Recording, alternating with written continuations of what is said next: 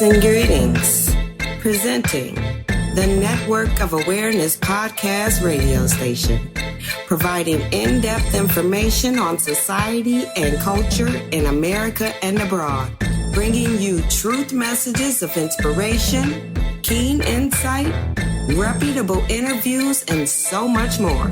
So now, for the truth you've been waiting for, your host of the Network of Awareness podcast, ORRA, the informationalist.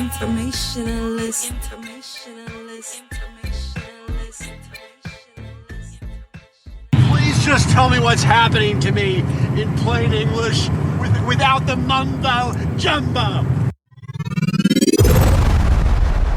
You are now tuned in to the Network of Awareness.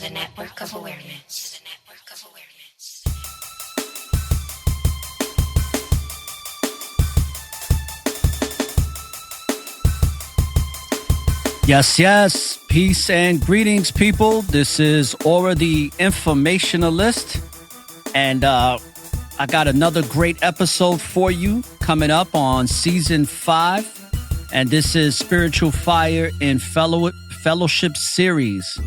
And for today's episode, I got a brother who's a man of the Most High, also a family man, and a brother who is from New York, from NYC, just like me and just like many of you that tune in to the Network of Awareness. And he goes by Dawad. His name is also David. And guess what? I got a Boricua on the show today. So you know we're going to rep it right, like we always do. And we're going to talk about,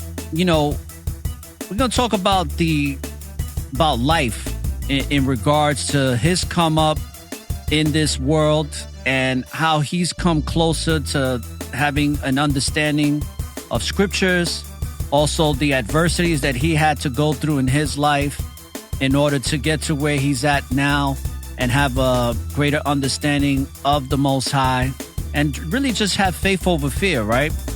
And our quest to salvation.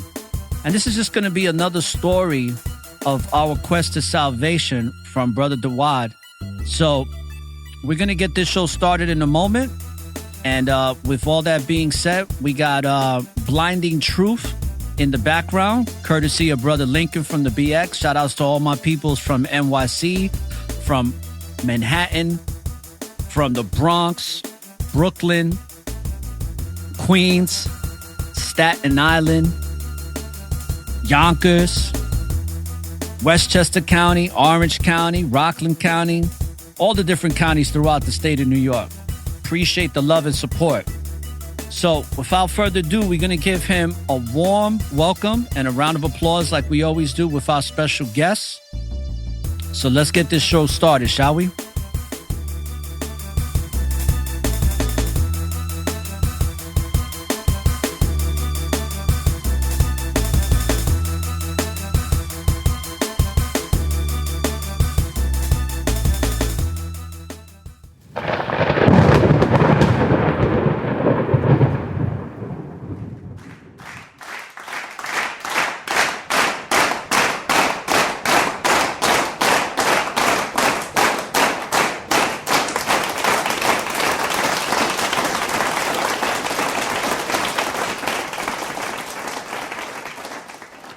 Welcome to the show, Brother Dawad.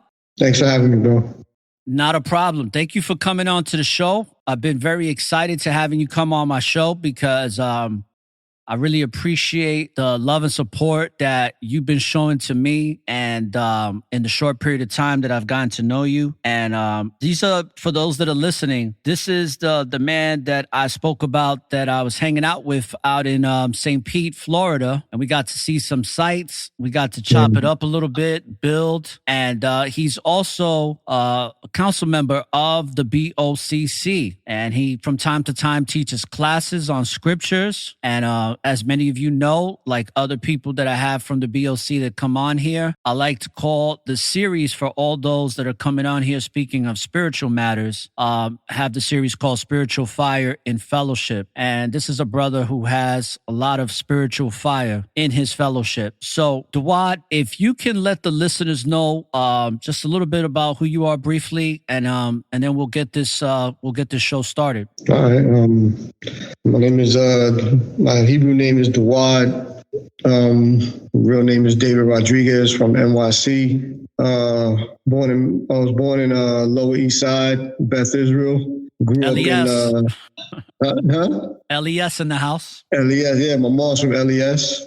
Grew up in Beth Israel, right there on 18th Street. Lived in the Bronx off of Tremont for University for 5 years. And we moved to Manhattan from 78 until, I forgot, forever. You know what I mean? Grew up on 94th Street. Yeah, went to Norman Thomas, got a GED. I'm a GED dude. You know what I'm saying? So, got a career with the DSNY, Department of Sanitation. Best job ever. Got my pension. Moved out here with my family to Florida, San Antonio, Florida. So that's a, very short but extensive history of my life. You know what I mean? Let's talk about that because, being from NYC, I grew up in the Bronx myself. Shout outs to all the people from the BX. Obviously, growing up in New York City is very different than growing up in any place around the world. And a lot of people think that we're very conceited when we say something like that, like if we're privileged or something, but it's just a reality. It's just a reality. I think a lot of people from Los Angeles feel the same way because it's just a whole different environment. But in New York City, it's a melting pot of people. There's a lot of things that we are exposed to as children that most people are not exposed to in other areas of the United States. And because of that, we just grow up a little bit faster. You're kind of forced into that situation. What are some of the things that, especially in the time that you were growing up in New York City, if you could share some of the things that kind of tempered your soul, so to speak, growing up in the NYC, things that you were exposed to, and how you kind of grew up a little bit faster than people that grew up in more rural areas and more of a suburban kind of setting? Yeah, growing up in NYC, like my first 5 years of existence, we grew up in the Bronx on Tremont, right off of University. So very diverse. It was all Puerto Rican and Black. So, as being a child, you see the world through different lenses, and, it was just beautiful. You know what I mean? Going to the bodega, they know you, buying the banana pudding pies. I used to kill those joints, going there, getting the fruity pebbles and eating all that stuff and just being around, just people getting the piraguas. There's an old lady and we lived on the first floor. So in the back, in my parents' room, the window, you open up the window and you go into the alley. So you go through the alley to the end of the alley, and there was a lady who used to sell frio. You know what I'm saying? Used to sell the ice creams and stuff. So she lived on a second or third floor. So you would give her the money, and she would, on a string, string it down to you, and we would buy stuff like that. And we just hang out in the back alley, have barbecues, and just play whatever back there. And then when my mother got pregnant, we moved to Manhattan. But you see the dynamic is it was more family oriented back then. You know what I mean? So it was never a racial thing. It was always just a family atmosphere because we all were neighbors and all lived in the same block in the same building. Everybody knew each other. So it was no different when we moved to Manhattan. That's where my father's from, 84th in Amsterdam. And, it was just the same atmosphere. You know what I mean? Growing up, it was still Black and Puerto Rican, and Mexicans on my block on 94th and West End, between Riverside and West End. Like I said, it was never that racial stuff, bro. It was you had your conflicts between Black and Puerto Ricans, these effing morenos and, this and that. But other than that, it was just it was just like anything, man, like any type of beef, you know what I mean? But other than that, it was always love. So, you grew up in that atmosphere. It was more about, territorial than anything. You know what I mean? It was never about, racial. It was more like, yo, where you from? Like, yo, what you doing on my block? Or, you know what I'm saying? Like, where, just cats stepping to you, hanging on the corners, it was more like that. So you see all that, I was never dude from the streets, I was more laid back and just quiet and just, when I was a kid, play with my toys or ride my bike, or as I got older, ride my skateboards. But other than that, it's just like you see the light, you see New York for what it was, and it was just alive. You know what I mean? Just alive. Like people were genuine. You had your people. You had your a-holes, but like I said, if you was cool, cats to mess with you. You know what I mean? And you just enjoyed life. Childhood was great. You know what I mean? Because there's so much to do. You know what I mean? What was some of the games? What some of the games that you used to play when you was young? Back in the day, we played kick the can, manhunt. Oh man, I remember manhunt. Man, manhunt was fun, man. That was a fun game, man. Brutal. You get your behind beat. You know what I'm saying? Cats catch you, they just beat you down. Well, yeah, some manhunt games was like that. Some were a little bit more just like catch you and you get caught. But yeah, in certain places you did get beat up. Nah, we played out because we, like I said, my father's from Manhattan. Like on Columbus, we used to hang out on 91st and Columbus. Yeah. So everybody was there, son. So like when we play manhunt, you know what I'm saying? You just get beat up. Like cats catch you. The older dudes just pound you out. And some kids be crying and stuff. So you try not to get caught, you know what I mean? We were more more daredevilish, like nobody, because remember back in the day you had the monkey bars. So you had these playgrounds, had these obstacles that were like today they'll be like, parents will lose, give up the ghost because, they're afraid of their children getting hurt. But back in the day, that's just what we had, we would have the swings, we would jump off the swings to land on the fence or jump over the fence, you know what I mean? Yes. Things like that. Yeah, that was very dangerous. Very dangerous. Or when you would get on the swing standing up and swing on the swing standing up. For those that don't know about manhunt is like a hide and go seek game, but it gets a little rough because like Dawad was saying, when you get found, you do get beat up and stuff like that. And for those that don't know what a bodega is, it's just a corner grocery store in the neighborhood. And it's usually where everybody congregates and hangs out. And sometimes depending on the neighborhood that you're in, they'll be rolling dice and, guys drinking their 40s of malt liquor on the corner, smoking their reefer and all that stuff. And that's pretty much how New York was back in the days. And you're a little older than me. So when you was 5, what year was that around? 73. I was born in 73. I was like 78. And then in 78, we moved to Manhattan. So you got to see the Bronx burning a little bit, right? Oh yeah, bro. We when lived the in Bronx was my neighborhood. There was a lot of burnt down buildings. When I was allowed to drive the train by myself at the age of 12 or 13, that was like in 80, 83, 84. I used to take the 4 train to see my cousin up in Kingsbridge by the Armory. We riding the 4 train and when he moved to the South Bronx on the 2 train, forget about it, yo. That building where they filmed Ghost, man, I had to walk past that building all the time. You know what I'm saying? Take the 2 train to Prospect. I used to get off on Prospect. all that stuff was all came out. You know what I'm saying? That was burnt down like Iraq. You know what I mean? It was like scenes from Iraq. You know what I mean? It was crazy. But like I said, you're from New York, you don't think about the dangers. You know what I mean? You don't think about it because you're from there. You know what I mean? You know what to do. You know not to ride in certain areas. Like back in the day, you don't ride in the back of the 2 train. That's right. You know what I mean? Like you don't ride behind.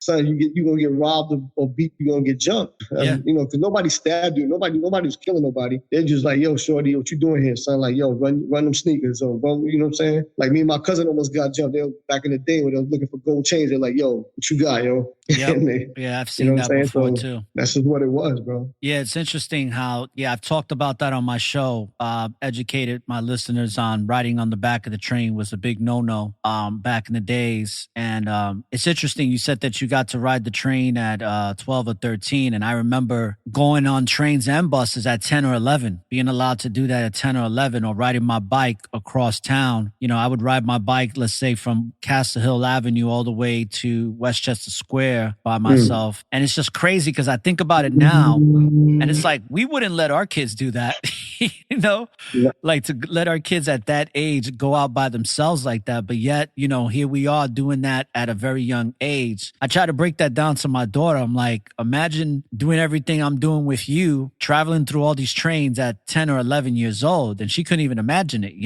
but it's a different time now. Plus, I think that there was always a risk when our parents let us do that, right? Because anything can happen. But there's just a certain level of awareness that you had as a child of certain things that you knew not to do. And if you didn't know not to do them, you found out real quick not to, because you were going to go through some experience to teach you a life lesson of what to do and what not to do. What were some of the things that growing up at that time? Matter of fact, let's talk about did you grow up in a family that was religious? Were you being taught scriptures or going to church as a young child? Nah, my father stopped believing in God when he came back from Vietnam, because my grandmother was very religious. That's why she named me David and named him Abraham. My father's name was Abraham. She named me David because of her religious beliefs. My mother was, she was a Jehovah's Witness, but not serious, not really practicing. So, as I got older, my father, I asked my father, like, yo, why don't you believe in God? And, just the things that he saw in war, you know what I mean, changes a man's perception of life. Mm-hmm. You know what I mean? So as I got older, I understood that. Yeah, because you said your mom was a Jehovah's Witness, right? But she didn't really practice it. Same thing with my mom. She practiced it in Puerto Rico because her brother indoctrinated everybody, but then she broke off from it. She couldn't deal with it no more. So it's very interesting. Yeah. After my father split, because my parents separated when I was 14 or 15.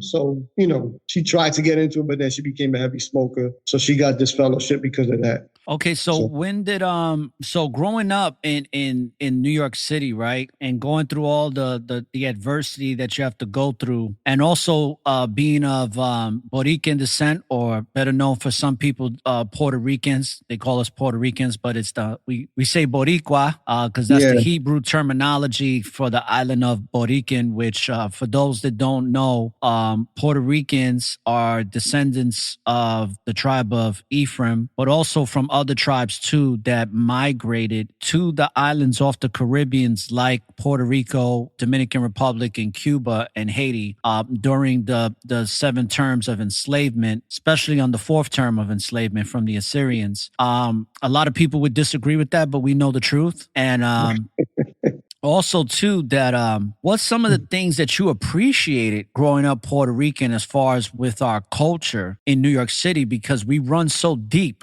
We're deep in New York City. Like a lot of there's a shitload of Puerto Ricans in New York City. I mean, that's why we have a parade, and we have one of the largest parades in the world. So, what was that like growing up as a Puerto Rican kid in NYC? Man, growing up, my father was proud, bro. He was had the flag in the house especially in the summers. Like if it wasn't a party in my house, it was somebody else's house. Or back in the day, we would just go to the block, especially on 91st and Columbus. That's where my father grew up. So all his friends, bro, Black and Puerto Rican, bro, that's all it was. And there was dominoes. We they playing dominoes until 2 or 3 in the morning. My mother's hanging out with the other women, the other mothers, and I'm playing around, hanging out. I'm just playing with the kids. And like you said, people get, not nostalgia, but they get very panicked or anxiety. They get an anxiety because they don't know where their children. Back in the day, it was never like that. You know what I mean? Like the children can hang out and nobody gonna bother you. There was no such thing. I'm pretty sure there was, but it wasn't like today where kids are getting kidnapped, because back then it was more community. So if somebody saw somebody doing something to a child, they get a step to. And if they not, they don't know if you doing, they know you're doing something, you're gonna get some bodily injuries.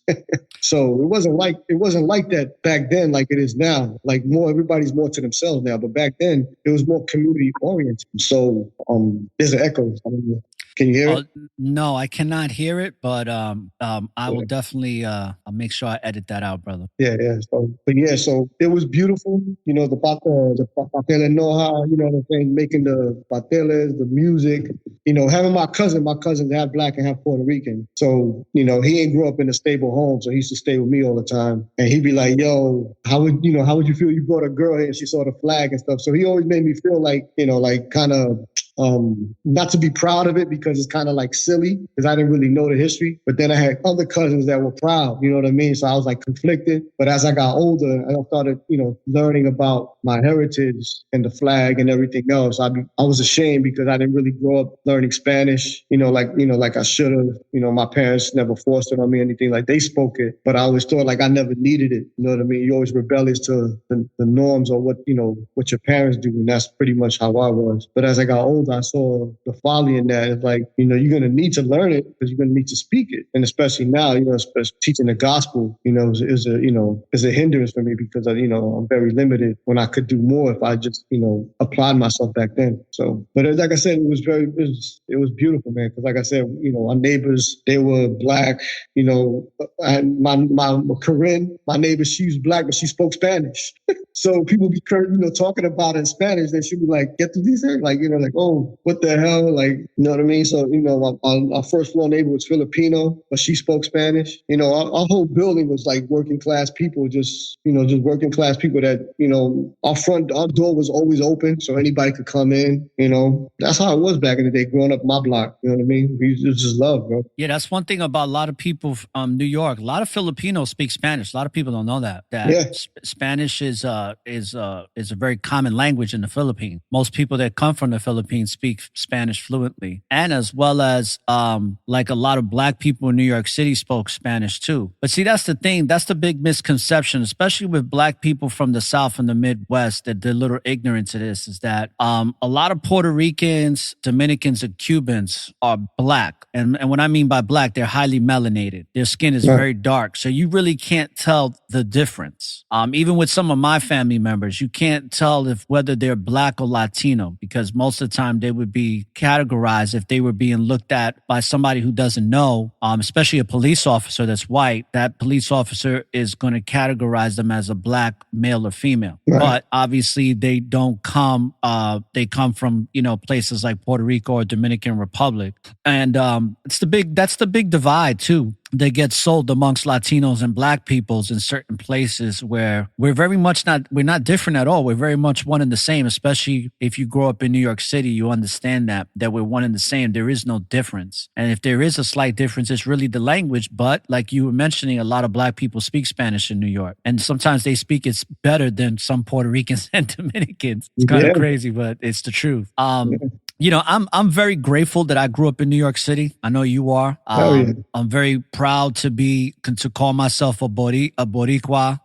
Very proud of the heritage I come from, and understanding what I know now. I'm even more proud to understand that I am a child of Israel, and I've always felt it in my spirit, just didn't understand it. What were some of the things? Do you have any stories that you can tell the listeners about growing up in New York? In your adolescent years, teenage years of adversity, or any kind of war stories or close call encounters, life and death experiences, anything you can share that the listeners can hear in regards to that? Because we all got stories growing up in New York where things got pretty hectic, where it could have been situations where we could have lost our lives or got into something that, could have put us in a real bad predicament. Do you have anything to share like that? No, my life wasn't really, it wasn't like an adventure like that. Like I said, I've been around, seen, like we call the tigres, dudes from the hood, and dudes, beating people up, punching dudes, just walking up to people, just punch them in the face, just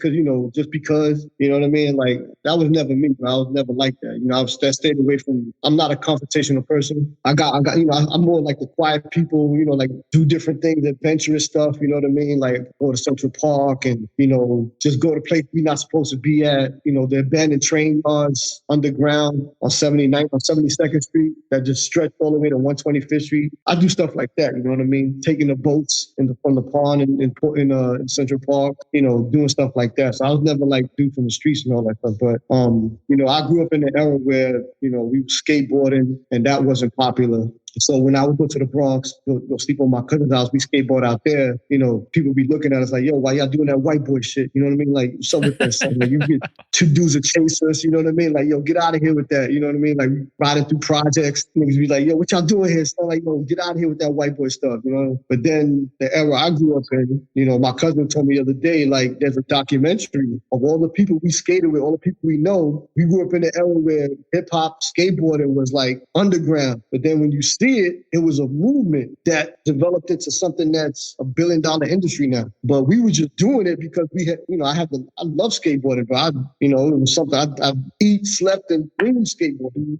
But, my father, he was like, yo, why you doing that? You ain't going to make no living off of that. That's stupid. Do something else. So he was very discouraging in that aspect. And, so I didn't really pursue it, you know what I mean? Because I was around people that turned professional, and I was as good as them, or if I kept practicing, I could have been just as good. I could have turned pro. You know what I mean? Because, like I said, we all knew the same people. I know the guy from Shuts. I knew Bruno, like not personally, but I know him. He used to come by the Brooklyn Banks and sell his decks. I know the guy Eli from the company. But I remember Eli, he used to come to the white boy. He used to come to my house, like my building, call me out the window and say, yo, come on, let's go skating. And he started a company that's Zoo York. There you go, Zoo York. Oh, Zoo York, yeah. Yeah, I know him personally. I used to go to his house, he used to come to my house. We used to skateboard all the time together. You know what I mean? So I know Zoo York. I remember when he's like, yo, I'm gonna start this company, yo, I want y'all to be down, whatever. But by that time, I was like, I had my first girlfriend, so I was like fading away from that stuff because you get your first girl, you know what I'm saying? But yeah, I know dudes that became professional. My cousin be like, yo, remember this so-and-so? Yo, this dude's professional. Yo, he's traveling all over the world. I'm like, word. Now Eli, multi-millionaire. I'm like, oh man, that's what's up. But it's like, yo, I was there. I was at the genesis of all this stuff. When it wasn't popular, then it became popular. You know what I mean? Getting chased, downtown on Wall Street, you know what I'm saying? You riding on the sidewalk and you got the security guards with the Rottweilers chasing you like, yo, trying to take your deck, you know what I mean? Swinging your deck, the security guards, they're gonna steal your joint, stuff like that. So those are the things that I've dealt with, you know what I mean? Yeah, you get pulled by cops, got a gun pulled on me, like, yo, you fit the description. And I was like, man, get out of here, do with that, man. You know what I mean? But like I said, like you like growing up in New York, you just had to know certain things. People you can't look at people in the face. Like you look at somebody eye to eye, like that's beef. Like, yo, what you looking at? Looking at you. So what's up? What you want to do? And then you just, you know what I'm saying, you knuckle up. You know what I mean? Or you just like, yo, leave it alone. But yeah, you have your moments like that. But like I said, my life wasn't, anything to write a book about. I was just a normal dude, just doing normal things, bro. Okay, well, that's a good thing, man. I wish I had that life growing up in New York City because, I had to deal with a lot of bullying and beef and all types of stuff. But it's funny you said títere, right? And that's a word I haven't heard in a long time, man. Títere. That's like, for those that don't know, a títere is like a hooligan, Yeah. It's like you're like that kid or that dude that's up to no good. If they called you a títere back in New York City, that means you're up to no good. You're a hoodlum. Yeah.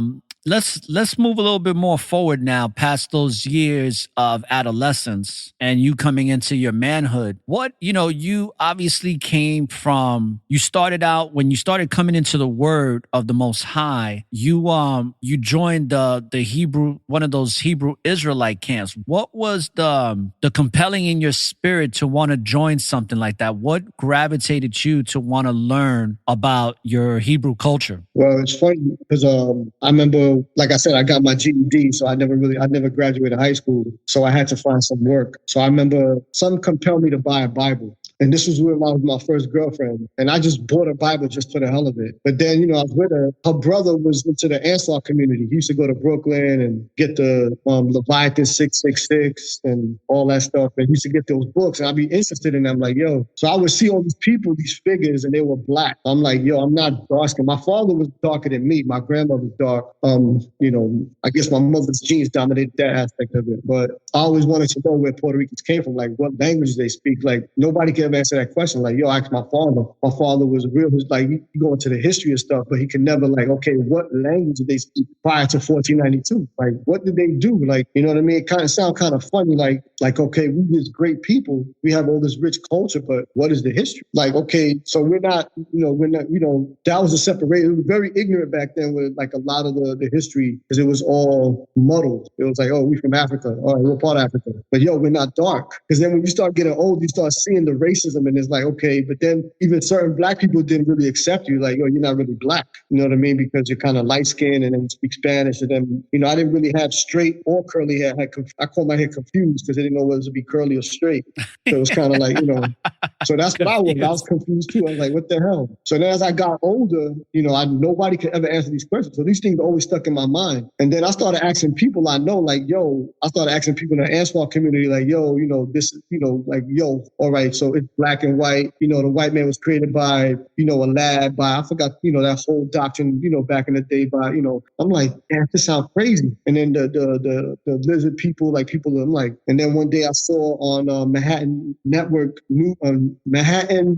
Network, MNN, I remember it was like a Sunday night, 12 p.m. It was called Black Watch. And it started out with the 12 tribe sign. I'm like, and I saw the Puerto Rican. I'm like, yo, what the hell? And I had the Haitians, West Indians, Dominicans. I'm like, get out of here, Dominicans. Because, you got, you got that rivalry with Dominicans and Puerto Ricans. So like, Dominicans too? And then the Haitians, I'm like, okay, I know Haitians, they cool. And then it's like, okay. And then you see Mexicans on there, because even back then, Mexicans like, yo, they like the lower tier of Spanish people. You know what I mean? It's like, so like, yo, and then my brother started teaching about the 12 tribes breakdown. I'm like, and then they started bringing out books. So I remember seeing them on 44th and Broadway. So when I was like 23, you know what I mean? I started riding down there and started looking at them, listening. And then, they would bring out books. And then I would watch the shows like during the week. Like I know they come on Sundays in the afternoon, and they'll come on Sunday night into Monday. And I'll watch those shows and they pull out the books, Lost Tribes in the Promised Land, The American Indian by James Adair, and it was just captivating. I was like, yo, this is insane, bro. I was like, yo, so this is where we come from. And it made sense to me. It just like hit my spirit like, oh, okay. Because nobody was refuting it. Nobody was refuting the information, even though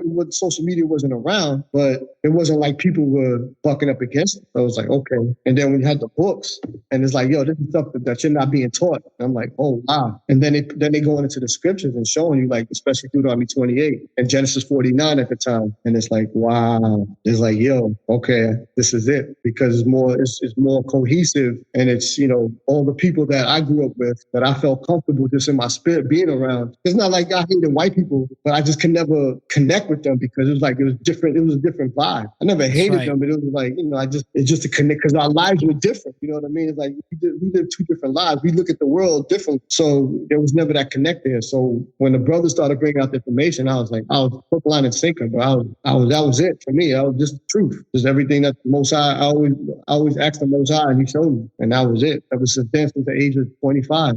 It's interesting you said about connecting with white people and those people of European descent, because it's a little different now than it was back then, because there's a lot more white or European cultures now in New York City. But when we were growing up, I just remember the only white people that I was exposed to, for the exception of a couple of white people that lived around my neighborhood that were like the minority. They, either it was a cop that I was encountering as a white person or a teacher. And that was pretty much my influence of what a so-called white person was. I didn't really get to understand white culture until I moved upstate New York. Then I was really immersed into that because it's a lot more prominent out there than it is in New York City, which that has obviously changed now. But speaking of you said you bought a Bible for the hell of it, but obviously there was a bigger reason why you bought it. You just didn't know it at the time. When you had that compelling to start, wanting to understand what language, your people spoke, or should I say our people spoke, you had these compellings in the spirit to want to learn all that stuff about what, who we were before 1492. And the reason why, for those that are listening, he said before 1492, because in 1492 is when you had the Spanish invasion invasion really have a heavy influence on the islands off the Caribbean,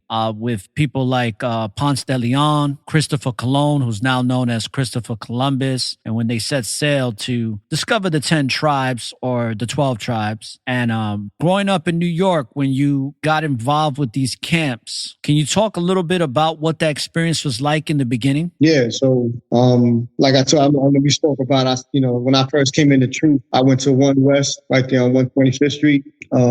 Wasn't a good experience, but it was an experience nonetheless. Me and my girl at the time, we were going.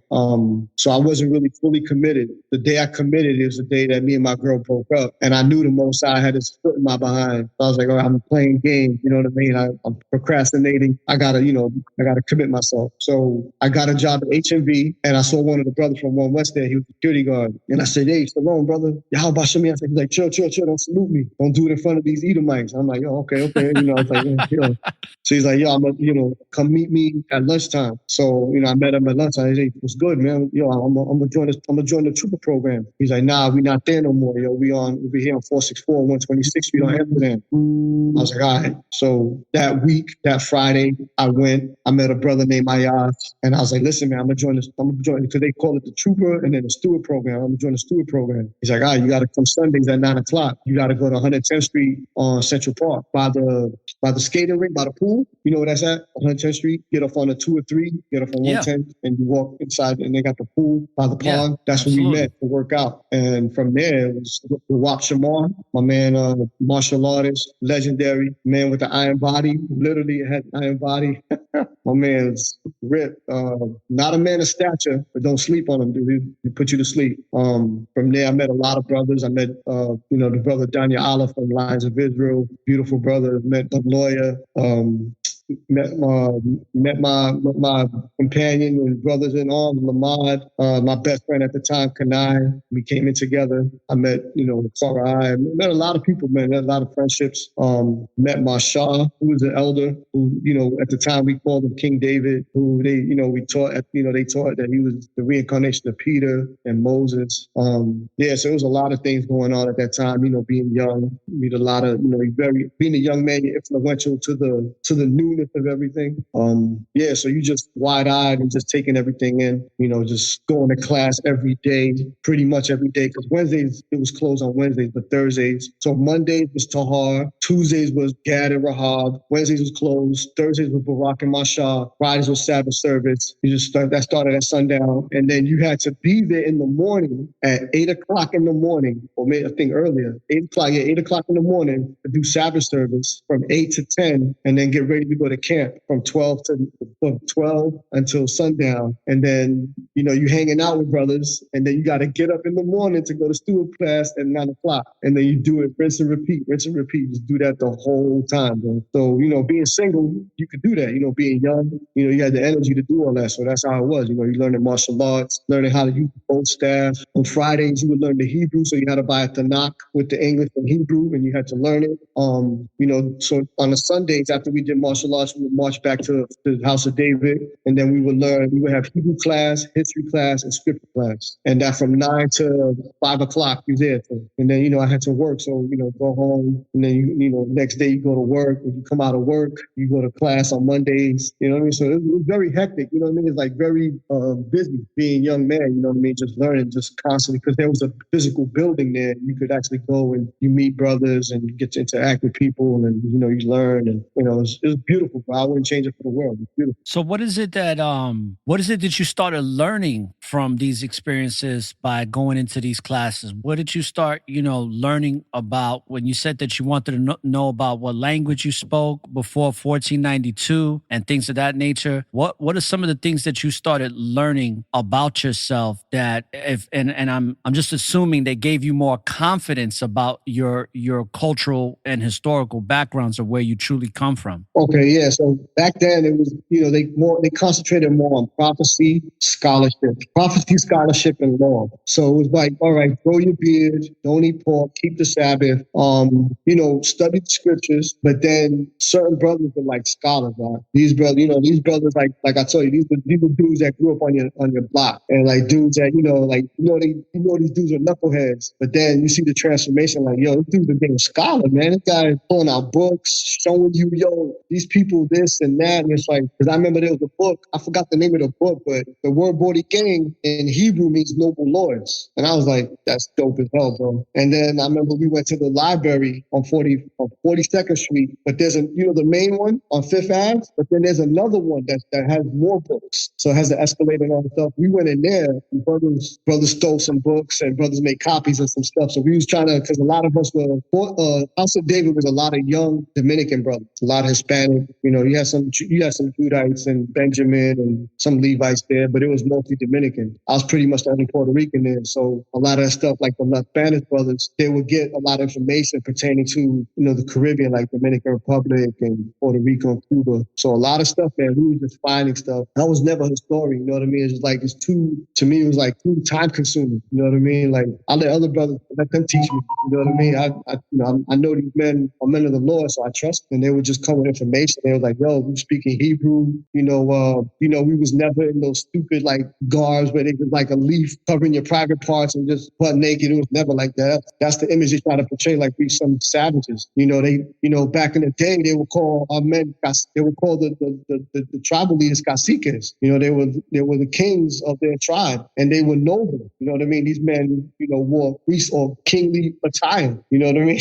And in that same book I read, when Ponce de Leon reached the shores of Puerto Rico, he said, "Aquí en Puerto Rico, rich port," because he saw the children playing with precious gems and diamonds and stuff like that. Like it was nothing. Like those stuff didn't mean nothing to us. We knew it was of value, but we were never killed because the Most High blessed us with a rich land. That's why Puerto Rico means rich port. You know what I mean? That's right.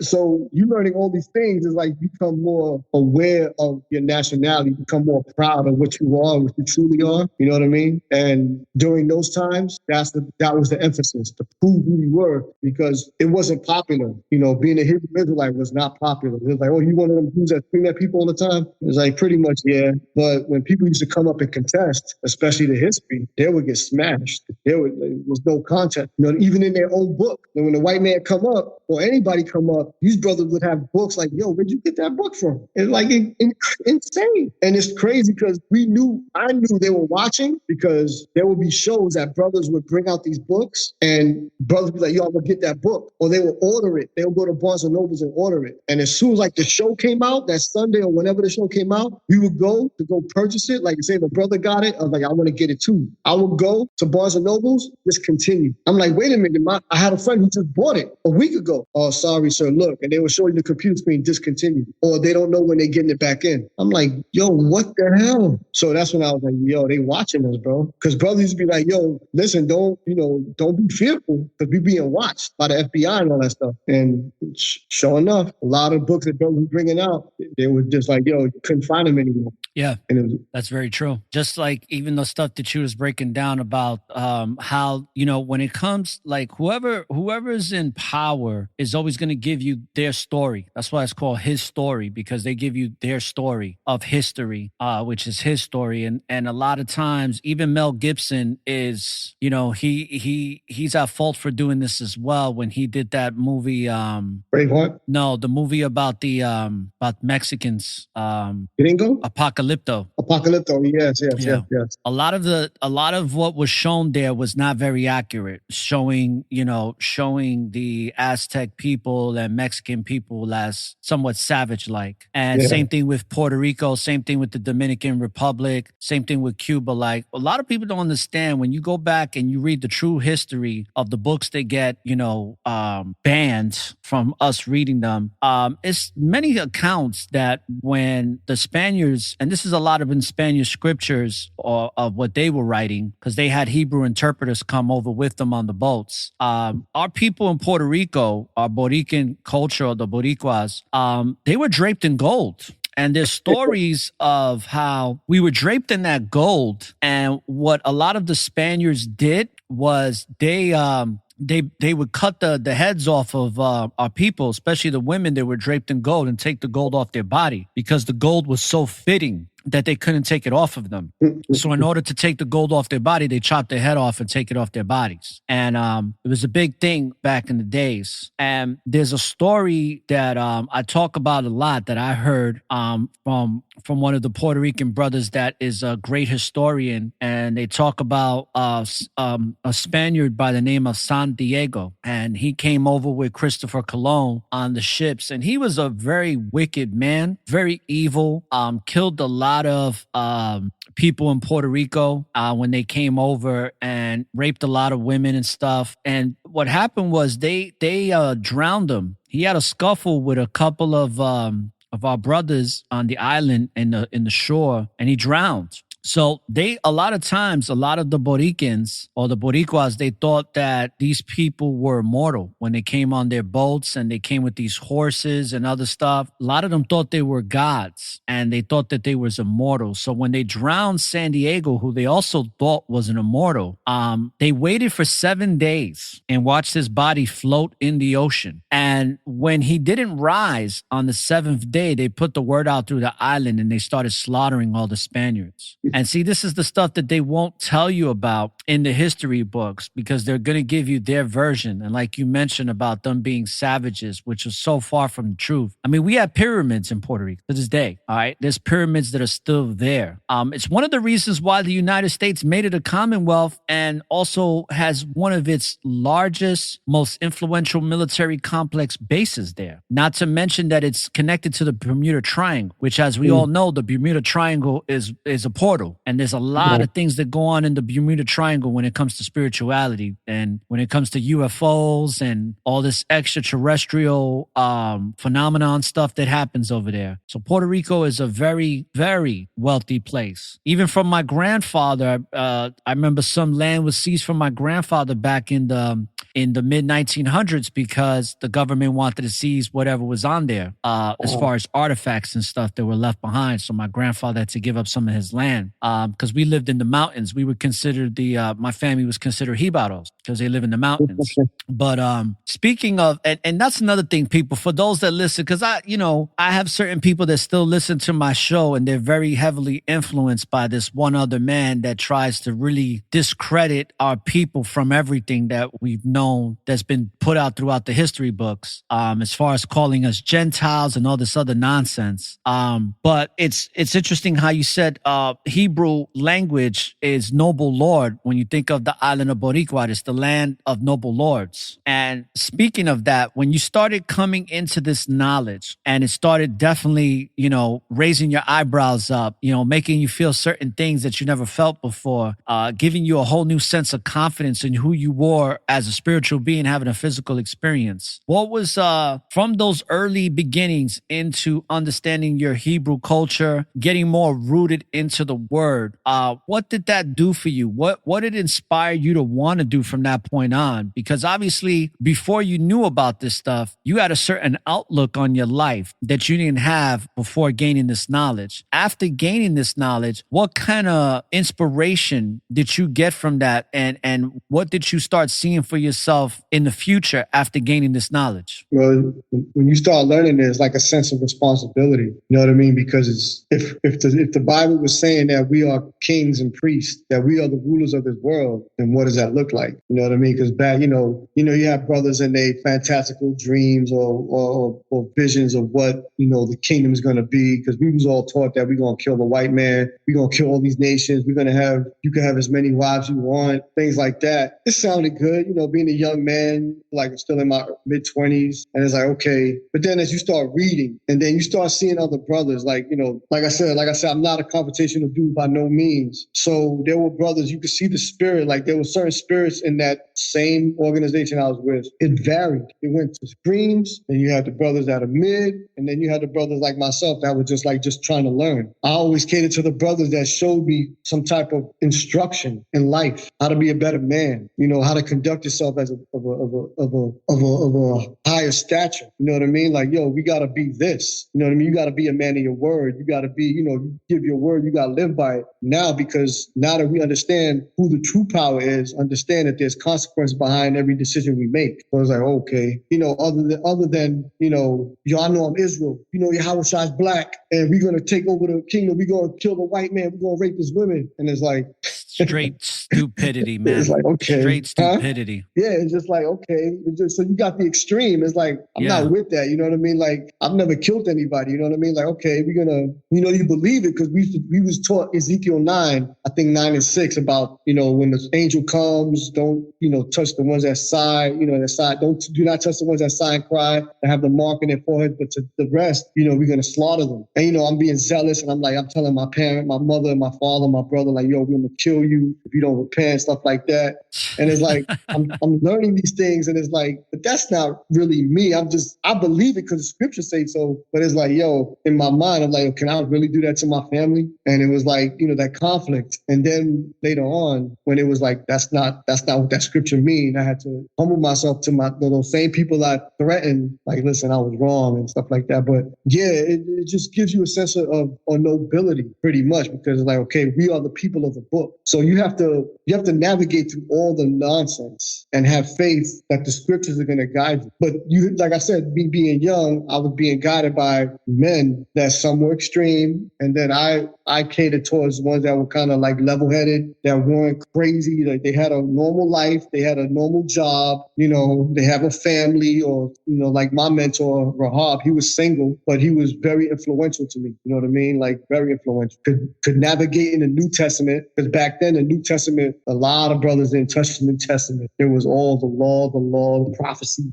learn the dark sayings. Like the lawyer always had this saying, like, yo, I'm gonna ask you questions, you give up the Holy Ghost, huh? And it's like, yo, that's a proud ass statement to make, dude. Like, you on this level that just one question, brother's not gonna leave the truth. So there's still a lot of brothers out there like that are rocking the Old Testament and then giving you their narrative of the New Testament, even if they do touch it. Yeah, because like I said, when you read it, it's two different dynamics. Old and new are two different dynamics. Yes. The new is more, patient, temperance, brotherly love, brotherly kindness, charity. Old Testament is more war, and because that's what we were being brought up as, being warriors for the Most High. I can't be soft. David's 37 mighty men. You know what I mean? We got to put these nations to death. That's why you got to train and stuff like that. And that's what it was about. It was more hard and rough, and you can't show emotion, and you got to be this stern, austere man all the time, and you can't show no weakness, because brothers will run all over you, man. Brothers will take advantage of you. So that's how it was, man. So understanding these things, it was kind of hard to navigate through those things. You know what I mean? But thank God I had my boy Lamad and Kanai, so we would always brainstorm, like, yo, filtering everything out. You know what I mean? Because we were just ourselves around each other, and that's who I pretty much leaned on, is my brother Kanai, my brother Lamad, and we were always together, bro, always together. It was like we were inseparable, pretty much. Like, every time we would leave class, we would just, we didn't even take the train. We just walk home. You know what I mean? Like, Kanai, he would sleep over my house. Like, we would walk on the west side. Lamad would just walk his. He lived on the east side. I lived on the west side. We would just walk to 96th Street and Broadway. All right, bro, catch you tomorrow in class. All right, Kanai, he'll take the train or he'll sleep over my house, whatever. You know what I mean? So so those are the things that helped me. Like, we all helped each other navigate through all that stuff we was learning at that time. You know what I mean? So that's how it gave us a sense of, we learning it, but then we have to filter it out, because like I said, it was like almost I'm not going to say it was a free for all at the top, but in the bottom amongst the members, it was a free for all. Because now, like I said, the split from West pretty much decimated everything. So it splintered a lot of people. So you have brothers that, you would see like only on Passover, like brothers come in just to sell their garments. You wouldn't see them during class. They just come in, yo, I'm selling these garments. Who want to buy? And then you won't see them again. You know what I mean? It's like, what the hell is this? And then, you have brothers just, teaching different things. You know what I mean? Like Tahar and Gabar, they were teaching about that rape doctrine even back in 464. And that's how I got to meet Rahab, because they were teaching. I remember Gabar was like, it was me and Kanai. It was after class. It was on a Monday too. And he was like, yo, the Latin word, Proverbs 6, where it talks about be thou ravished with her love. In Latin, that word means rape. and he went in the dictionary to show us that you could rape a woman, huh? You could rape your wife. And Rahab heard that because Rahab was drinking, and we all standing around. Rahab was like, "Yo, brother, get the F away from these young men, man. Get the F away from don't ever." He was just cursing at him and like, "Yo, get the F away from these young brothers. Don't talk to them ever again, bro. Stay away from them, man. Get the hell out of my face with that." And then he was like, "Yo, sorry about that." And that's when he's like, "Yo, my name's Rahab." We just kicked it from there. Like from that point on, like Rahab, he was like my mentor because I wasn't agreeing with that. Like, yo, who the heck rape somebody? You know what I mean? Like, what the hell is that? But, that's what it was, bro. You know what I mean? Like brothers, they saw young men and they like, yo, I'm going to take care of these young men. They not, I see these brothers are quiet. They just want to learn. And, he became like a protector almost, he became my mentor, not just for me, but a lot of other brothers. It's crazy how brothers build these narratives. That's what I was talking about. They build their own specific narratives based on the word. And you have brothers like that. That's like, oh, we're going to have to rape women or we're going to be raping children. And you're like, hold on a second. This is what the Most High wants us to do? It's like, get the hell out of here. But the sad part is that people gravitate to it. Just like I was telling you yesterday, and I've talked about it even this morning on one of my shows where, this man that was teaching scriptures,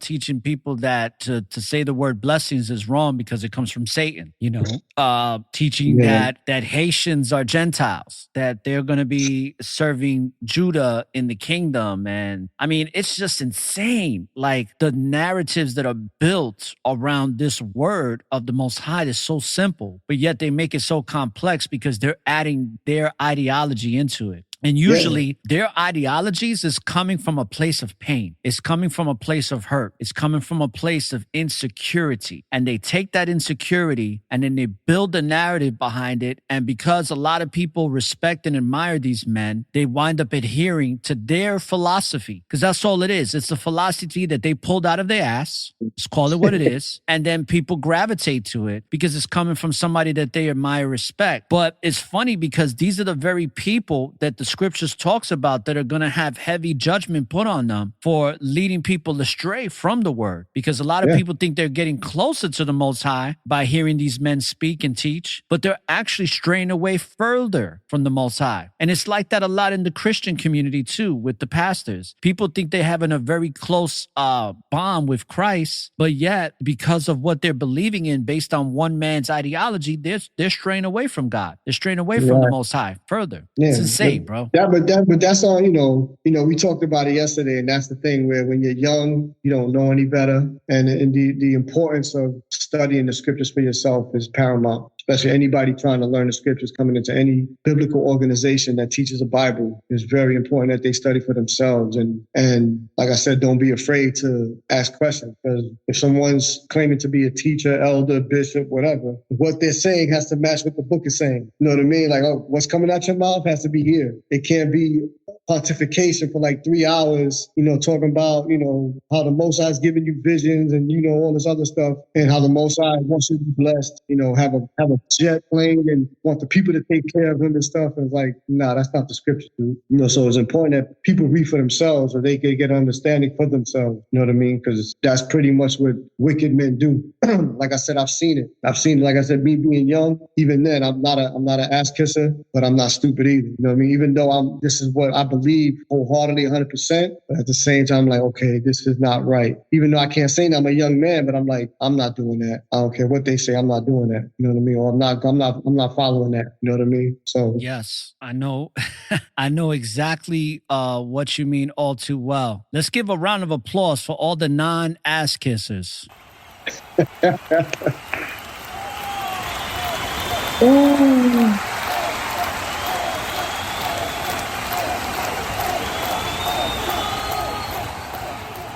It's sad, too, because many of our brothers and sisters are weak-minded. They're very much ass-kissers, and that's one of the reasons why they edify these men that deserve no respect, that a lot of them are heathens, in my opinion. They're just people that are not worth the time, but it takes a certain individual to have the courage, and I spoke about this with Brother Aqua Rai, having the courage to speak the truth, even when it might not be beneficial to you and it might cause a lot of strife between you and your brother. But sometimes you just got to tell your brother or sister, hey, this is wrong, and that's it. And even if it comes back to you and in the worst way, at least you had the courage to speak the truth. And that's a big problem with a lot of our brothers and sisters today. They're walking on eggshells in this truth based on other men's opinions and narratives of the word. And it's very sad. And I pray for those people because they got to wake the hell up, because the time is always now. But with that being said, you said about when you was younger, and a lot of times when we're younger, we gravitate to a lot of this nonsense and we don't really question it, even though in our spirit, we know something's off with it. But knowing what you knew back then compared to what you know now, what do you, in your words, how would you describe what the word to you now, the word high, means to you right now, in your older years? It's life. It's just life. This is the culmination of, or the meaning or the definition of what life, or the question of, what is the meaning of life? And that question that people throw out there, what's the meaning of life? This is it. This is what it is. This is how you attain eternal life. Through all your trials and tribulations, your ups and downs, your mistakes, your faults. It's a journey. And what it does is the Most High sculpting you to be that perfect person in Christ. So, it's a beautiful journey, man, because you get to know so much about yourself. And the one thing I will say is that it takes a level of faith that, you have to see if you have it or not. You have to challenge yourself. Like a lot of people, they challenge themselves in different ways, whether it be through exercise or, I'm going to eat better, or, I'm not going to swear. If I do swear, I'm going to put $1 in the jar. Whatever aspect, whatever challenge they present themselves, that I'm going to try to be this person. It's no different than with the Bible. You know what I mean? The Most High left us instructions on how to live our lives, how to become a righteous man, how to be a righteous father, how to be a righteous husband, how to be a righteous servant of him. Those are the things that are contained in this Bible, other than the historical value of it. It does deal with the everyday life aspect of it too. And just that challenge alone, I'm up for it. You know what I mean? It makes me, okay, I want to be, when we all, for the last time we close our eyes, what comes after that? And that's the one thing that I know everybody fears. Like, okay, so when I die, what happened? Like, you know what I mean? And this is the answer to that question. This Bible's answer to that question. So all the things that I mentioned in the past that I've been through, it made me the person I am today. So I would never change it. I would not change not one iota of it. I would go through it again gladly with a smile on my face, even the hurts and pains, but because it made me the person I am today. It made me aware, it made me understand a lot of things. Like me and the car I talking last night, a lot of people, talk about the law, but the law doesn't teach you the mechanics of sin. It doesn't teach you the thought process of sin, the thought of lust and what it looks like, what it tastes like, what it does, how it changes you. You know what I mean? The things you do for it, how you become a slave to it. You know what I mean? Those are the things that the Spirit does that the law does not. Everybody's like, well, you're talking about you don't have to keep the law. That's not what I'm saying. People are so hung up on the law that they don't understand the Spirit. So when they say, oh, why you talking about the Spirit without the law? Like, they call me a Christian or tap dancing shoe Christian or you an Israelite Christian. It's like, whatever you want to label me, man, I understand it. You know what I mean? I'm not going to give you precepts or breakdowns. I'm going to give you the understanding, of what the scriptures are saying according to my experience. And it's going to be according to scripture, because I'm not going to say anything that the scripture doesn't say. Versus, when you have the doctrines of men and brothers defending that, which they can't. That's why people, they fight against it, or they have, they debate against, Christ said that he's going to give us a word that no man can gainsay. And what's that? That's his word. And the words that we speak are his words that no man can gainsay. So if you're going to gainsay it, it's to your detriment. And you're going to look like a hypocrite, or you're going to like some evil ass individual, because you're going to be exposed for the fraud that you are. And and throughout my experience of going on 27 years in this walk, 26, 27 years, pretty much seen the whole spectrum of Israel. You know what I mean? I'm on Clubhouse. I see brothers and what they teach and the doctrines they teach. And it's no different than when I first came in. It's the same thing. It's the same spirit. So they ain't going to tell me nothing new. You know what I mean? Like, okay, I've seen that. I've heard that before. I've seen that spirit before. I know what it is. I know how to talk to it, know how to combat it. But you know what? But it all depends on the individual, whether they're willing to hear what it is I have to offer from the perspective that, from my perspective, what I learned. And it's not, I'm swaying anybody. It's like, listen, I understand what you're talking about, I understand what you're teaching, but consider this part according to scripture. It's not my truth, it's the truth. Because everything that you're learning or what you're, like brothers be hard on the Hebrew. Okay, there's that one scripture that, the Most High is going to give us a language, a new language, pure language. The Most High is going to do that, not man. So brothers be like, you got to learn the Hebrew because that's how you understand what words mean. Okay, I understand that, but not to make that the foundation of the doctrine. You know what I mean? Because in English, Chinese, Spanish, German, thou shalt love thy neighbor as I love thyself doesn't have to be translated into other to get to understand. Thou shalt not commit adultery doesn't have to be broken down in Hebrew, German, Russian, or whatever to understand that you cannot sleep with another man's wife. That plain English, however language you want to break that down, it just boils down to that. You can't do that. So there's no deep, dark saying in that understanding that we have to go into the Hebrew to learn Hebrew to understand that. And that's the problem with brothers. They always got to one up one another, or they got to be the one to bring us some new understanding, be the first ones because they believe that they're on some level that the Most High blessed them to understand something so grand that they're going to bless the world with their enlightenment. Like, dude, get out of here with that nonsense, bro. And that's all the things that I've learned that I would never take back. I would gladly go through it again. And that's what I'm saying about life. That's the scriptures give us that understanding of what life is and what it means, because there's a reward after this. If you do the things that are required of you of the Most High, there's a reward. And just like part of that reward is a name that lives on forever. If you was a righteous man, your name will live on forever after that. You understand? It'll be endeared with admiration and love because of what person that you was and the mark you left behind. Those things cannot be bought. They cannot be finagled or manipulated into having. I agree. You know what I mean? So yeah, I love that acronym, basic instructions before leaving Earth for the Bible. And, a lot of things you were talking about is so common sense when you think about it, at least for me. And for a lot of our brothers and sisters, it's common sense. It's like it's almost ingrained in our spirit from birth when we're growing up. Even if we're not taught this, it's like, deep down in your spirit that it's not right to just kill somebody. In your spirit that it's not right to commit adultery. It's not right to try to get with another man's woman or another woman's man. And a lot of our brothers that do this, when they do it, they know it's not right. They can feel it. Even when they're participating in that act of sin, they know it's not right. But the ego tells them otherwise. That other voice in their head is just like, oh well, and they revel in it. And then when it comes back to bite them in the butt, and when it comes back to haunt them, then they want to be like, oh, I'm sorry and blah, blah, blah. But you wasn't sorry when you were doing it. You knew you was doing wrong. So it's like a lot of these things that we wind up doing that's not right. We know, even if we're not taught it, we know it's not right. It's something that's already in your spirit, bro, and I'm just so grateful that even though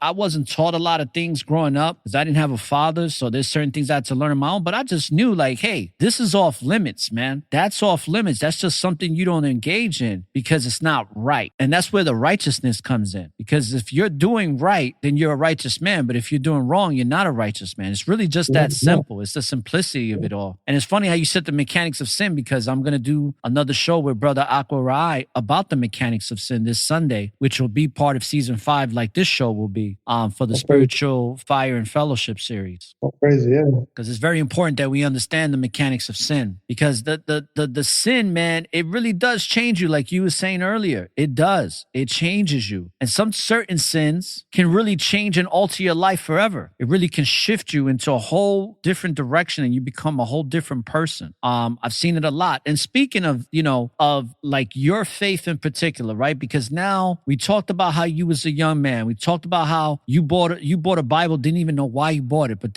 everything happens for a reason. And you buying that Bible, there was a reason that is serving you present day. Like at this very moment, it's still serving you why you purchased it.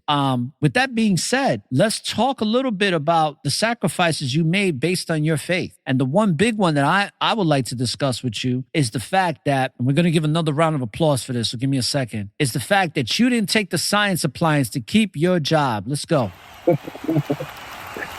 Oh, man.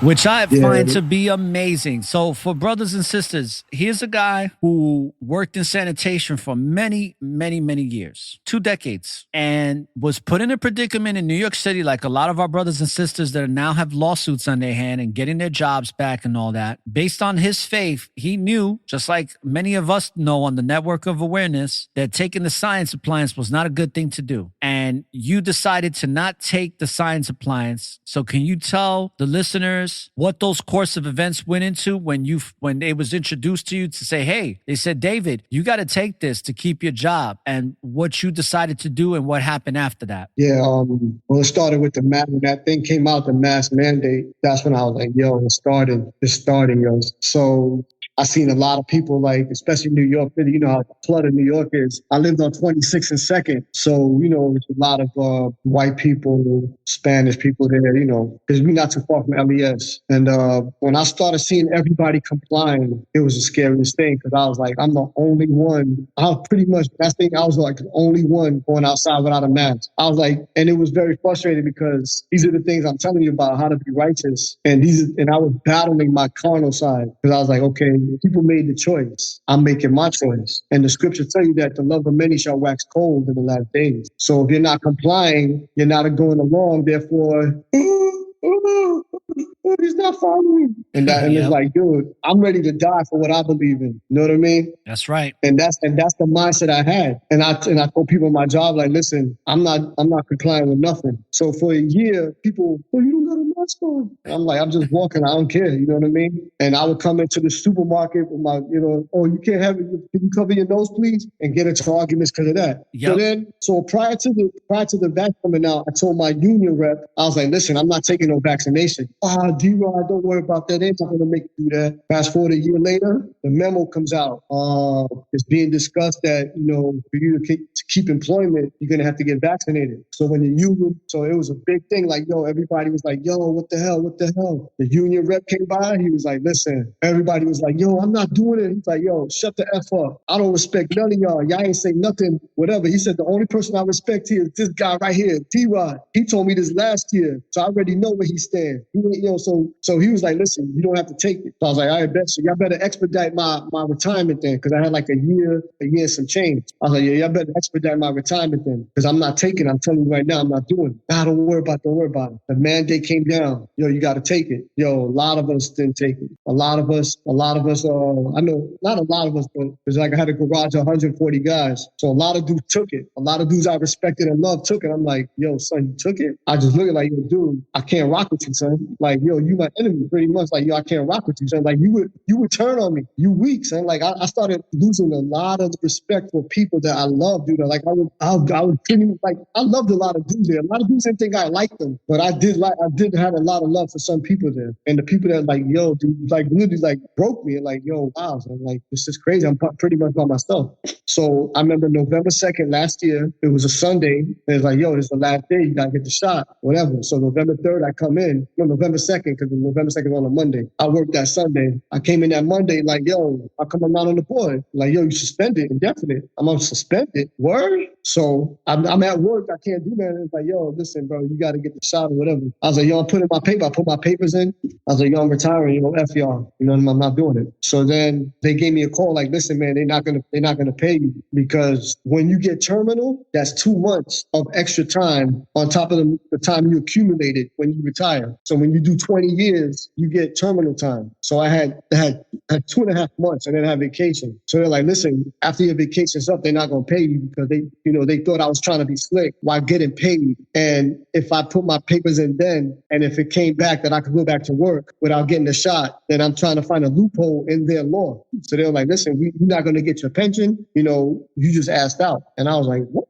I was like, so I called the union. I was like, dude, I called one of the reps and I told him. He was like, nah, I never heard of nothing like that. But he called me back like, they trying to screw you, bro. But trust me, we're not going to let that happen. So he calls me back the next day like, listen, this is what they think you're doing. So they're going to give you an extra 20 days of terminal time if you sign this waiver saying that you won't come back after your terminal's up. So I was like, listen, I'm not coming back because I'm not taking the shot. So I went down to, I forgot the street. I went downtown, signed the papers. was, that was pretty much it. I, got my retirement card, everything. And then December 28th, before that, I spoke to my wife like, yo, listen, it don't make no sense me staying here. We waiting on the house to get built. I'm just going to go down there and make sure they, everything is on the up and up with the house. Make sure they, they can expedite it where they, move a little faster with, everything. But me coming down here or me doing that, I lost the loan I had. I had a low interest loan for the house. I lost that. Me keeping the Sabbath because, I keep the Sabbath on Friday, sundown, and Saturday, sundown. So I couldn't work Saturdays. I lost out on $30,000 extra on income a year because of my beliefs. Like I said, when you see that later on, because I saw how much money I'm getting, and I'm like, damn. So I'm like, the demon comes out. The demon comes out like, yo, you could be making this much. Like, you don't have to ever work again. You know what I mean? You be comfortable. You be straight with your pension. So that's one of the things. So my belief is that strong where I turned down $30,000 a year just to keep the Sabbath. You know what I mean? That's some people's salary. I was already making six figures. So, I could make it like 100. I'm making like, with the 30,000, I'm making like 150, 160. I got guys beat that made 198,000, you know what I mean? Because of this COVID stuff, So I lost out on all that money because of my standard and what I believe in. And, the city of New York is a beast. They don't give two craps about you, just a number. And, at the end of the day, the Most High blessed everything. My family's got a roof over their head. We still can eat. I'm comfortable. You know what I mean? And I'm chilling, bro. I'm happy in my decisions. We spoke about it. There's people that I know that died that took the shot. I know co-workers that died that took the shot, that retired, and now they're dead. And it's like, these people I work with that, broke bread with, had ups and downs. Like I spent 21 years in that garage. You know what I mean? Shout out to M8. So yeah. And it's like, yo, you heard this guy died? Yo, this guy died. Like, it's crazy, man. Like, yo, I knew it, yo. It is. And they're dying young. These people are dying in their 50s. Yeah. Some are dying in their 40s. You got brothers and sisters dying in their 20s, in their 30s. You got teenagers dying. You got kids. That's the worst. It's when a 9-year-old dies 2 months or two weeks later, and then they'll say, oh, my son died of myocarditis, It's like, yeah, well, what caused the myocarditis? Okay. And look at what's happening right now. All the truth is coming to the light now. Now you got people getting their jobs back in the police departments, in sanitation, in corrections, all these city jobs. All the people are getting their jobs back. And now this lawsuits pending and all types of stuff. And it's like you were saying about these people have become like the enemy. And I know what you mean by that, because it's like, if you're that weak to succumb to something like this, what's going to happen when the real pressure comes? What's going to happen when the real war starts? What's going to happen when the enemy really brings some ultimatums to the door? What are you going to do? How are you going to react? You're just going to say, okay? And that's why we got to be very conscious of who we surround ourselves with. Because in what you were saying, there's a lot of family members that I don't talk to no more because they're so weak when it came to that. And these are people that were supposed to be rooted in the word. Right. These are people that supposedly have that Christ consciousness. These are people that love the Most High. But yet you love the Most High, but you succumb to taking the satanic serum, And it was clear as day that it was a satanic serum. But hey, it is what it is. I salute you, brother, for doing that,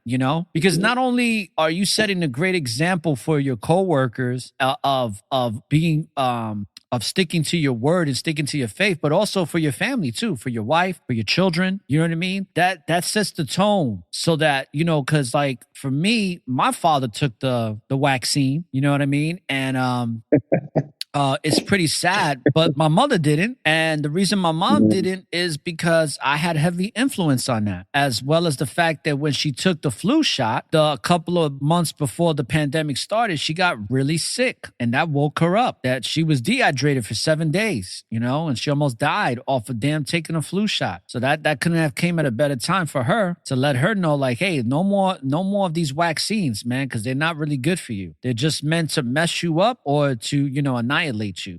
And that's what the whole depopulation is coming from. So that's really great that you stuck to your faith. Is there anything that's happened since then with the decision you made? Has anybody that's contacting you is like, yo, bro, you was right, or I should have never took it? You had any of those conversations? Nah, like I said, the earlier question about, what the Bible means to me. And when I said the ups and downs, because like I said, I was kind of arrogant sometimes, especially being around people that, didn't know the scripture scriptures. So in my job, I always didn't set the right example. I'm gonna be honest, you know what I mean? People gonna be like, yo, this nigga D-Rod, yo, he's a wild boy. I was always like going against the grain and stuff like that. And, sometimes condescending to people like, yo, you're supposed to, like, especially the so-called black people, like, a lot of my friends, they were people of color, and they'd be like, talking about black this and black that. And, they from New York, so, ain't no separation. But it's like, when Obama got elected, I'm like, dude, they're only liking this dude because he's black, bro. It's like, this guy got no character. He ain't a man of integrity and nothing like that. Like, come on, son. Like, right. How ignorant is that, bro? You know what I mean? Like, yo, they call me the terrorist because I grow my beard. They're like, yo, you Islam, bro? I'm like, nah, I'm an Israelite. And it's like, oh, yo, you one of them dudes. Like, they call me the terrorist. They call me, they just call me like, Arab names and stuff like that. And, but the one thing that I always got, and they can never say that, their respect, because I never changed. I always stood by my God. I say what I mean, and I mean what I say. And that's just what it is. So even though they're not going to say it like, yo, D-Rod, you was right, but it's like, because of the way I was, I think I would have got those phone calls if I was more humble in my approach sometimes, because I'm one of those people that you could come at me hard. If you bring in facts, I'm worried about what you're saying about the facts. I'm not worried about how you coming. But a lot of our people, man, they so sensitive that, the way you talk to me. It's like, okay, I'm sorry the way I talk to you, but yo, what was I saying? Was it right? Yeah, but yo, you can't come like that. It's like, nigga, come on, bro. Like, get out your feelings, dude. We got a lot of that going on these days. Yeah, so I was wrong for that. So I'm not going to get that, yo, you was right. They be like, yo, son, yo, that's crazy, kid. Like, yo, this and that. I hear you, man. I've met one or two people, like my ex-partner, he's an Italian guy. He knows I'm an Israelite. We was cool. He's a man of integrity. I mess with dudes that have character. I don't care what color you are, what race you are. If you got character, you're a man of integrity, you're a man of your word. I mess with you. I don't care if you were Puerto Rican, use my language, you a dickhead, then I'm not messing with you. And I had many of those in my job. So yeah, man. So he called me like, yo, dude, I'm suing the city. Look like I'm gonna get the job back. I'm like, oh, yo, I'm gonna send a press for you. Yo, he got it. I got that on October 24th. Yo, we got the job back. I'm going back to work again. Yo, that's what's up, yo. So yeah, what I mean? I got one or two phone calls. My brother-in-law's at my garage. He's like, yo, I said, yo, anybody talking politics anymore? Nah, nobody saying nothing no more. Because me and him used to stand together against all the damn Biden supporters and all this stuff and all these damn dummy Democrats, especially, like I said, the Puerto Rican dudes in my job. They one of the dumbest people. Like, yo, that nigga's stupid, bro. Like, straight up and down. Like, you can't cry racism. You can't say, yo, these people are this, yo, white people are this and that. And then the same people that you say are racist, you got to take this drug so you can be better. Okay, wait a minute. Weren't you calling them the devil and racist and all that stuff? And all that, so now you gonna listen to them? The same people that you say are this, and you trust them with your health? Who's the hypocrite? Who's the terrorist? Like, yo, dude, you're a pendejo. That's all you are, bro. Like, and like I said, I lost a lot of, dude, it was hard for me to go to work. The saving grace was that during the pandemic, we was working from 5 to 1. And as soon as you finish your route, you was allowed to go home. So I would start work at 5, finish at 6:30. I'll be home by 7:30, bro. Wait, so you was only working for 1 hour? I work for 1 hour, maybe 2 the most, and go home. And I'm getting paid for 8. How did you pull that off? Nah, that was see, my garage, we was the rebel garage in Manhattan. So the borough didn't really mess with us because we, like the district we worked in was a multi-millionaires, billionaires, stuff like that. So any job action we took, if they complained, the borough would get in trouble. So the borough knew to leave us alone. So we pretty much, my garage ran the job. Like, we did what the hell we wanted.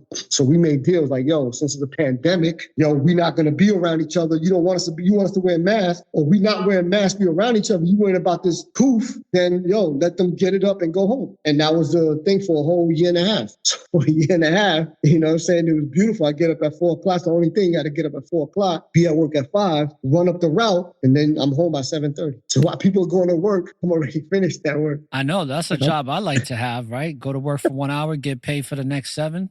Yeah, bro. That's why I say it's the best job. It's the best job I ever had. One of the best jobs in the world, bro. That's the only one I know, so that's one I can say to speak on. But I'm making 6 figures picking up garbage, you know what I'm saying? Do what the hell I want. You know what I mean? And especially during my last 2 years, it was beautiful, bro. Get paid every week too.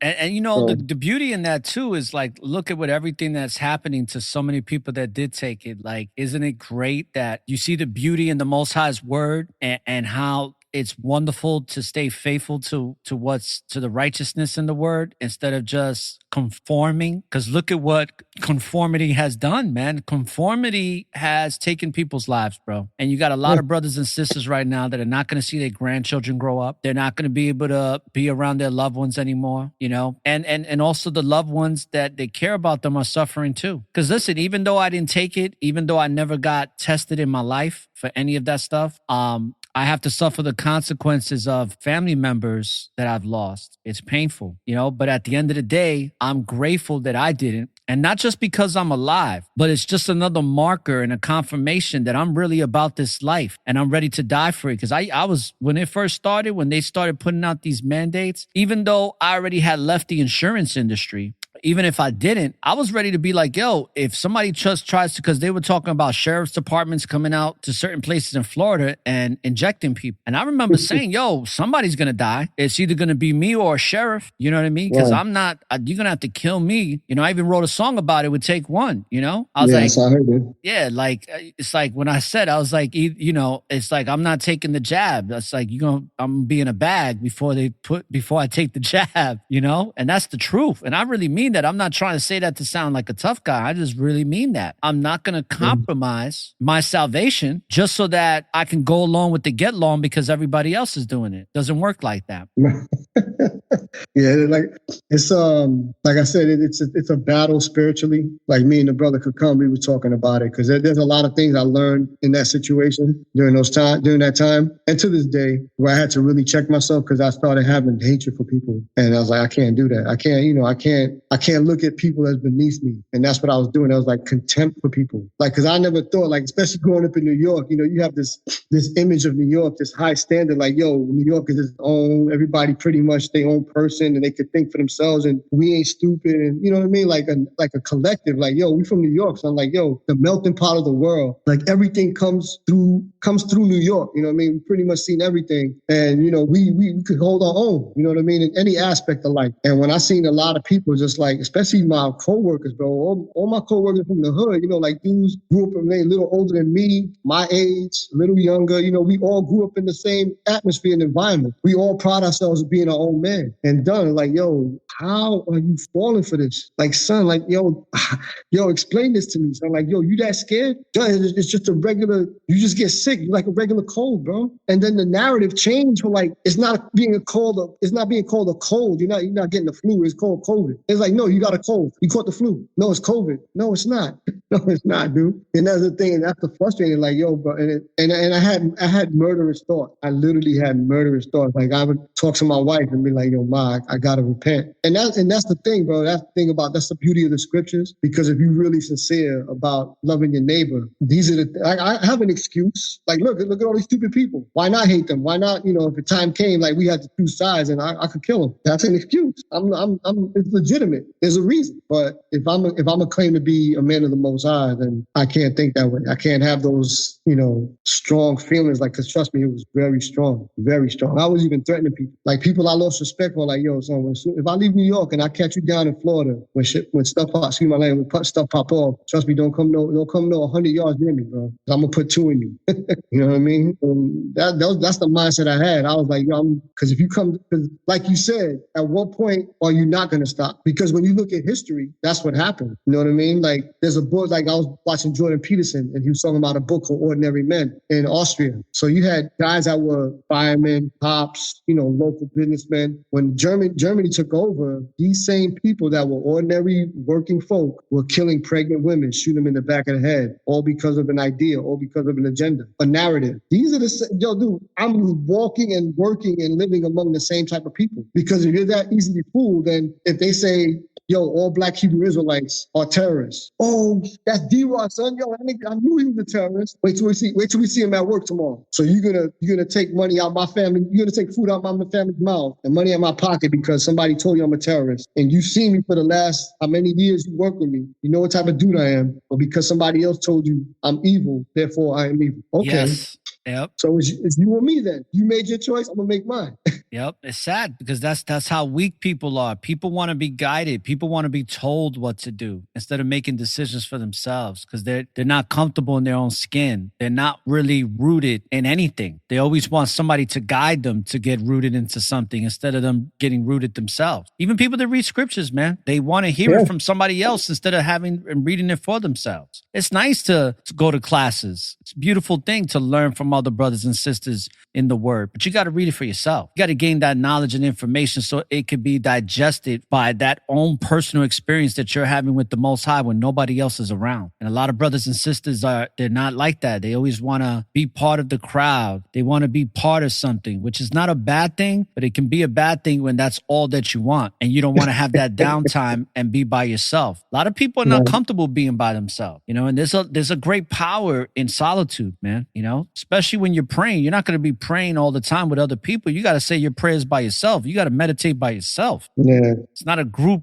thing all the time. Yeah. The herd mentality. Because that was another scary thing. Because prior to that, people were putting stuff on social media and it was all right. But then what really scared me is when they were controlling the narrative, when they were taking down the doctors that were opposing the narrative. But he was like, wait a minute, that you don't get sick like that. Nah, that doesn't happen. No, it's not. It's like, and then you can't find it anymore. It's like, whoa. So now, being in this truth for so long and studying so-called conspiracies, you know the playbook, because the whole agenda is to get rid of the Bible. But they have to start. That's why they call it white people terrorists now, domestic terrorists, because why? They have to attack them to demonize them in order to get to us, because they just can't come straight to us, because you have people that are white, you have white people that are Christian, and then we calling ourselves, where you go to Israelite Christian or Christian, we follow the Bible. So you have a lot of white people that follow the Bible. So you have to demonize them first in order to get to us. You know what I mean? But a lot of brothers don't see that. They just think like, it's true. Satan divided against himself, his kingdom shall not stand. That's fine. But understand what they're doing first. Because I would rather have a white dude in power that allows me to follow my practice in peace. He could be a racist all he wants. But as long as he's following the Constitution, they're like, let them practice their First Amendment. Let them practice their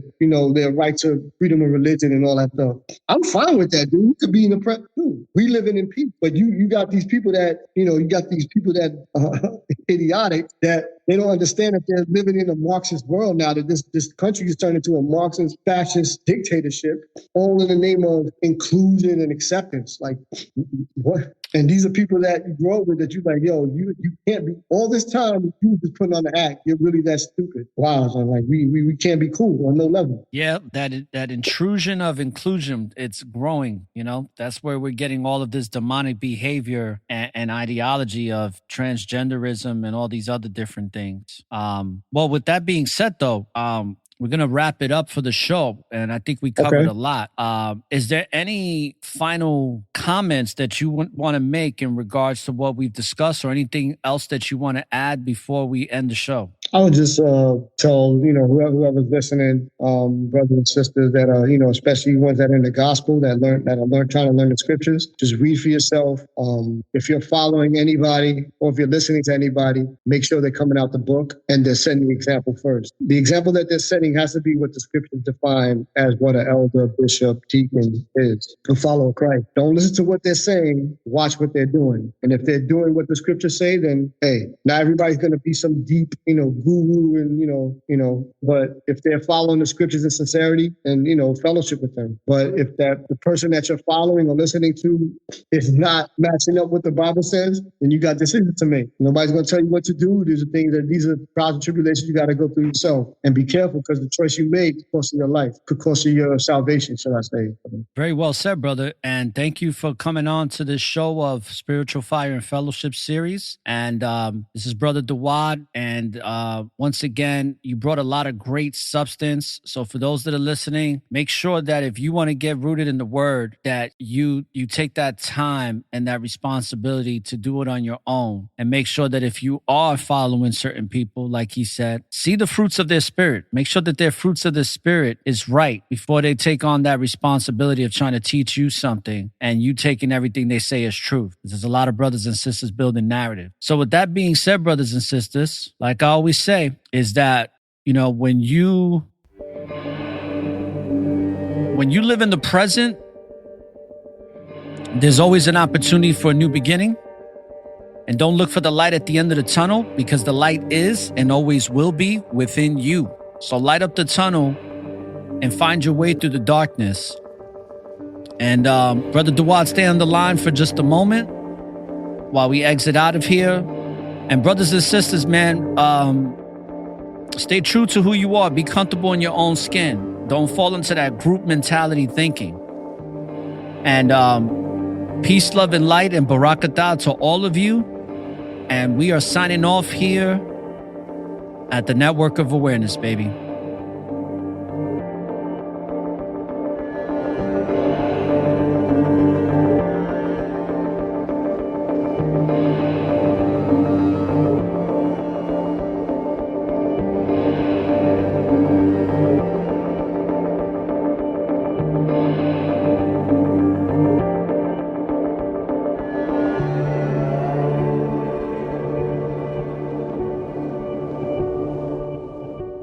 This concludes the Network of Awareness podcast. For more information on the Network of Awareness, please subscribe via email to our website, networkofawareness.com, and follow us on Spreaker.com or any other listening apps you use.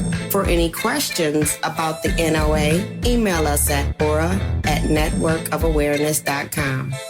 Thank you for listening to one of the fastest growing podcast shows on society and culture in America and abroad. When you live in the present, there's always an opportunity for a new beginning. Peace and blessings.